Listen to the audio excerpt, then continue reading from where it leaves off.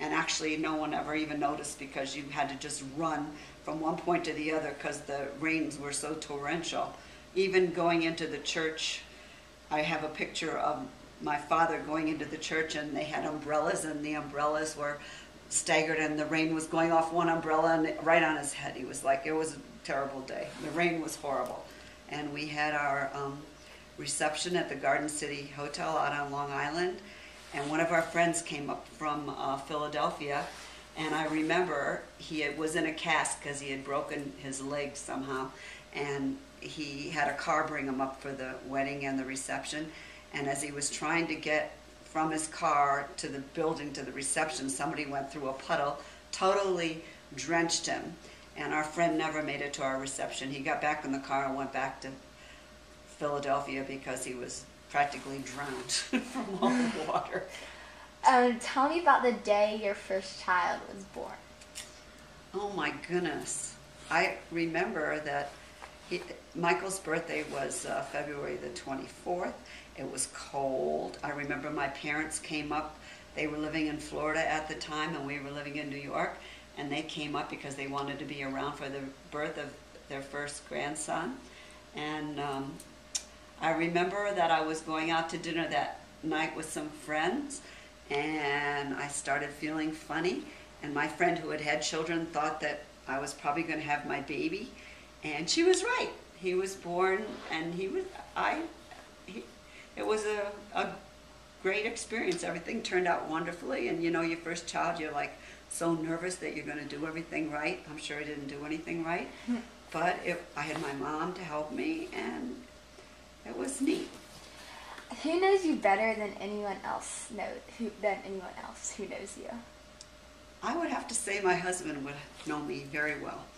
We've been together for so long that I kind of know everything that he might be thinking, and he probably knows what's going on in my head. We know each other's strengths and weaknesses, and we generally just have a really nice life together. Who are some of your heroes when you were a child and as an adult? Heroes. Heroes.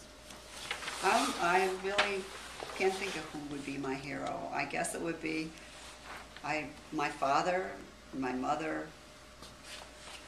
and I can't think of a hero that I can say that impressed me a lot. Where were you and what were you doing when you heard that President Kennedy was shot? I was shopping in Garden City at Lord & Taylor's. I remember that day. Yes, I was just, I don't know, buying something, and I remember the people, the salespeople were like all abuzz, and I think I was with my sister-in-law at the time, and I just remember that's where we were. Tell me about some of your favorite songs from the earlier days, and your favorite books as a child, and the first movie you've ever seen. Oh gosh, I can't remember all these things. Some of my favorite books. I don't know, when you're little, you always like Goldilocks and the Three Bears, right? I mean, I just remember, I like to read. Not these days, I don't even read anymore. I get all those books on tape, and because, I don't know, I like being read to rather than reading. And movies, I don't know, I remember when another part of my life, I lived in Colorado, and I remember going to the movies on Saturday. You could go to the movies, I think, for a quarter or something, and they'd have all these Western cowboy shows. I think I remember that. Those were the first kind of shows I liked. I used to go to the movies with all my friends from, when we were young, and we'd see cowboy and Indians kind of movies. Tell me about places where you're the most happiest at. I'm always very happy when I'm with my kids and my grandkids. For me, it's always about family and being together and doing for each other and just enjoying one another's company. Are you comfortable about talking about the saddest days in your life? The saddest days of my life? Yes. Yeah, but I'm trying to think what days make me really sad.